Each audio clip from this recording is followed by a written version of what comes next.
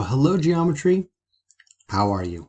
Welcome to a short week. So, here's what you can expect from this week. Because of the fact that we have no school Wednesday through Friday for our fantastic extended Thanksgiving weekend, instead, we will be meeting on Monday for third period and on Tuesday for fourth and fifth, but during the second half of the period. So I have that outlined right here for you.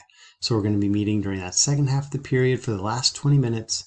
What we'll be doing is we will be covering translations, but it's a nice short practice, no quiz this week, and the instructions really are directly tied to the practice and the actual questions themselves. And so that way, in case you're not able to make the actual live sessions that we have with our short week, you'll have some direct help that way to help you with the practice and the material.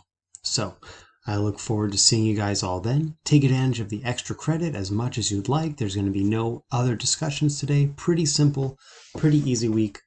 I look forward to seeing you guys on Monday and Tuesday during the second half of the periods to be able to work through and tackle what we need to do. Thank you guys. Look forward to seeing you soon. Have a fantastic Thanksgiving. Take care.